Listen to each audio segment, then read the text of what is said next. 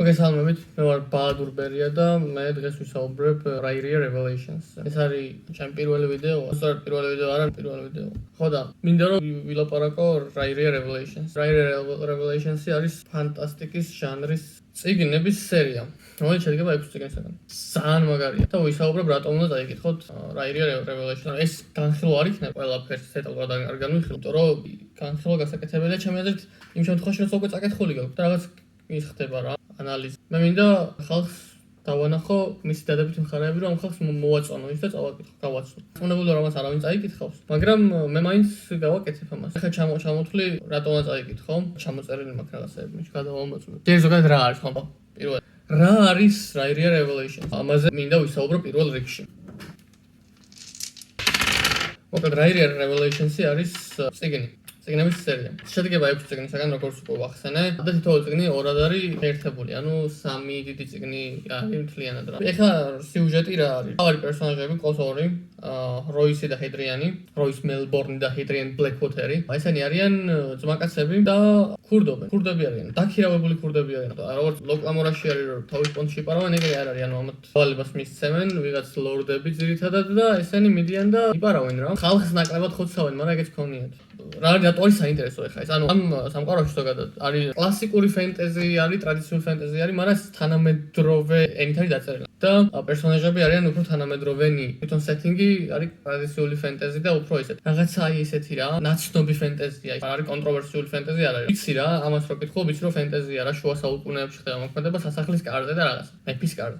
მოკლედ საქმე ისე იწყება, ეს სპოილერი არ არის, ეგრევე ხდება. ამათ დაავალებენ რაღაცა ხმლის მოპარვას და ესენი ამაყოფენ თავს სასახლეში სადაც მეფე მოკლეს იმ ღამით და ყველაფერს ამათ შეაწმენდნენ და ამათ უწევთ თავის დაძვრენა აქედან და თავის დაძვრენა უწევთ მეფის შვილის დახმარებით. ტახტის ახალ მემკვიდრეს იტაცებენ რა მიხავთ, რადგან მას საფრთხე ემუქრება რომ მოკლან და მიდიან ვიღაც ეზრაჰადონთან, პერსონაჟია სახელად ეზრაჰადონი, მასთან მიდიან რომ გავარკვიონ რა ხდება საერთოდ, თორემ თვითონ არაფერი არ იციან. ეგ არის, ანუ არაფერი არ ვიცით რა ხდება. მოკლედ თავარი რაც არის, რომ ესენი რაღაც კვესტებს აკეთებენ. რა თითო წიგნი მიძღვნილია ერთ დიდ სიუჟეტთან, ანუ ერთ კვესტთან. რომ აი მაგალითად პირველი არის Crown Conspiracy, რომ გავარკვიონ ვინ მოკლა მეფე, რატომ მოკლეს ეს მეფე, ვის უნდა ტახტი, ვინ არის მთავარი მოწინააღმდეგე. თითოეულ წიგნში სხვადასხვა სიუჟეტი არის და მერე ბოლო წიგნში იკვრება. მეორე წიგნი არის მაგალითად ავენპართა, ერთი ელფური კოშკია, სადაც რაღაც არსება ბუდობს და ხალხს იტაცებს და ასე შემდეგ და ამათ ევალებათ რომ ეს არსება დამარცხონ და ძალიან მაგ თითოეული წიგნი არის დიდებული უბრალოდ.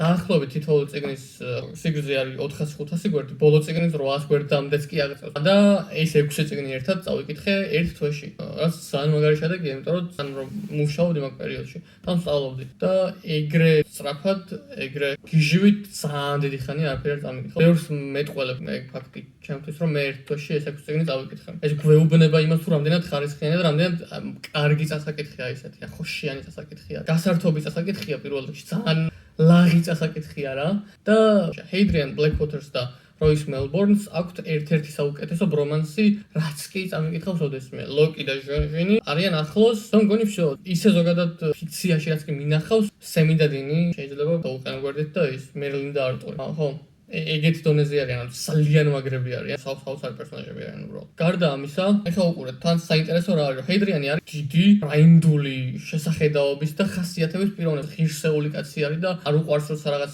ისეთ საქმეს აკეთებს. კაი კაცია მოკლედ რა.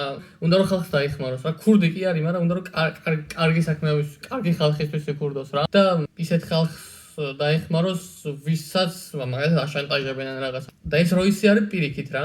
პატარა რაღაცნაირი ნაბიჯვარია რა. უკან როდანას დაგარტყავს და წარბი არ შეუტოკვდება და რაღაც.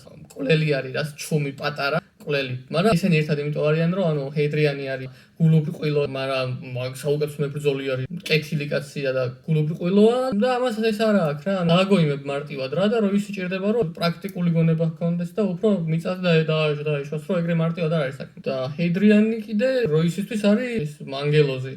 მარცხენა მხარზე. მოდი როის ეგეთი სასტიკიც ნუ ვიქნებით და თან გავლენა აშკარად აქვს ჰედრიანს როისზე რა, ანუ ეტყობა რომ თუ როისი რაღაცას არ აკეთებს, აშკარად იმიტომ არ აკეთებს რომ ჰედრიანი არ გააკეთებდა ამას. და არ უნდა რომ ჰედრიანს იმედები გაუცროოს. და ზოგჯერ შარში თავს იმიტომ ყოფს რომ ჰედრიანს უჯერებს. მაგრამ უღირს რა, იმიტომ რომ კაი კაცია ჰედრიან ბლეკვოტერი. კიდე ერთი მიზეზი თუ რატომაც უნდა დაიკითხოთ ეს წიგნი არის ის რომ ქართულად არის პირველი ორი წიგნი ნათარგმნი. ხმლების ქურდობა ქვია. და მოიცავს ამ ორ წიგნს, Crown Conspiracy-ს და Avempart-ს. სამეფო შეთქმულება, გვირგვინის შეთქმულება. კარგი მოზრდილი წიგნი არის, 800 გვერდი არის, ეგ ორი ერთად შეიძინეთ და სადეთ. ასევე საკმაოდ მარტივი არის დაწერილი. ლამაზი წინადადებების წაკითხვა თუ გინდათ, ეგ არ შეგხვდებათ რა, ძალიან მარტივი, ძალიან პირდაპირი წინადადებია, მაგრამ არანაირად არ ჰქონდა გამიზნული Michael J. Sullivan-ს ავტორს, არ მიხსენები ავტორი აქ ამ Michael J. Sullivan-ის Rairia Revelations. არ ქონე გამიზნული რომ ლამაზად დაეწერა, მისი მიზანი იყო მარტივად დაეწერა და კარგი სიუჟეტური ხაზი შეექმნა. და იქ გამოვიდა, ძალიან კარგად გამოვიდა, ძალიან კარგი წასაკითხია მართლა, იდეალური წასაკითხია. კარგი იუმორი აქვს, რომ გაგაღიმებს ეგეთი წიგნი არის.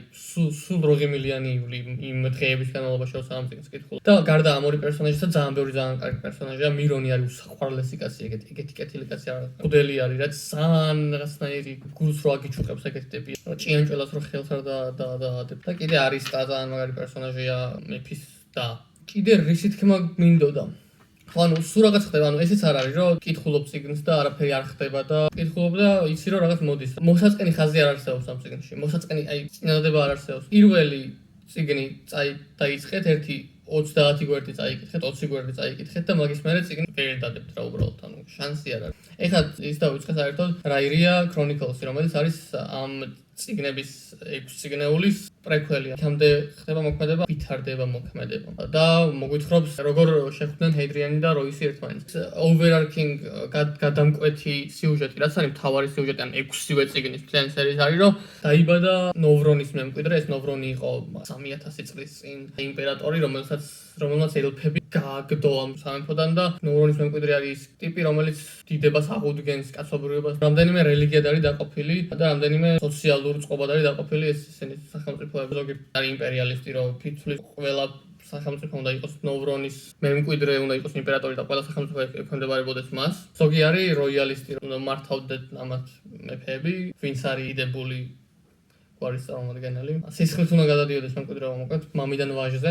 და არიან მესამე ხალხის ხმა რესპუბლიკელები, რომლებიც ფიქრობენ, რომ ხალხმა უნდა მართოს ყველაფერი და ერთი კაცი არ უნდა მართავდეს ამ ყველაფერს. ასევე ვის მოეწონება ეს წიგნი? ფენტეზი მკითხველები Kings of the Wild-ი ვისაც მოსწონს მოეწონება ეს.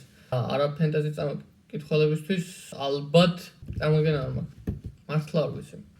რა მნიშვნელობა აქვს სადაც თქვენი რამე. ეხლა მე რას ვგრძნობდი, როდესაც დავასრულე ამის კითხვა. პირველ რიგში იყო დამშვიდობება რა. მე 6 წიგნის მერე იყო ბევრი დამშვიდობება. და დამშვიდობებები ზოგადად რაღაცნაირად თუ არის განწყობილი. თან მიყვარს ემოციურად იმენად კარგია, მაგრამ არ მიყვარს იმიტომ რომ ანუ მშვიდობები რა აღარ განმეორდება. თან ბევრი დამშვიდობა მიყვარს. ბევრი პერსონაჟი ერთმანეთს ემშვიდობება და იცი რომ ერთმანეთს შეიძლება ვეღარასდროს შეხვდნენ. ძალიან ემოციურია თითოეული დამშვიდობება. ამ ბევრ დამშვიდობებას ზედ ერთვის მთავარი დამშვიდობა, რომელიც არის შენი და ამ წიგნების სერიის დამშვიდობება და ხვდები რომ ხვალიდან კი არა და დღეიდან უკვე ისე უნდა იცხოვრო რომ აღარ უნდა კითხულობდი, არის ძალიან რთული აქ საქმე. ჩემთვის ეგ ძალიან რთული იყო, იმიტომ რომ ძალიან შემიყვარდა და ეს წიგნები და ძალიან ყოველ წუთას რო აიღებ და წაიკითხ მოხვედი სახში დაჯექი და რაღაც გინდა რომ წყალი წყურია რა შეიძლება წყლის წყურვილი მოიკლა იმით რომ ეს აიღო და წაიკითხო რა რაღაცა მოგშივდა და საჭმელი არ არის წაიკითხე და განგიქარებს შიმშილის გზნობასაც ყველას ვურჩევ რომ წაიკითხოს იმიტომ რომ ძალიან სახალისოა არა მარტო სასაცილო კი არ არის გან სახალისო შეგას კერგული ხო უბრალოდ აი როგორც უკვე ვახსენე ლაღი არის რომ დაგამშვიდებს ეგეთია რომ დაგიბრუნებს რწმენას კაცობრიობისადმი ეგეთია და თან ერთ-ერთ წიგნში გეიმზე ხდება მოქმედება მეკობრეების სიუჟეტიც გვაქვს ელფები ყავს ჯუჯები ყავს როისი არის ძალიან მაგარი ჰეიდრიანი ხო მაგარი მებრძოლია როისი არის მაგარი მოპარვა ძალიან მაგარი შეუძლია საკეტების გახსნა ვიღაცას მიპარვა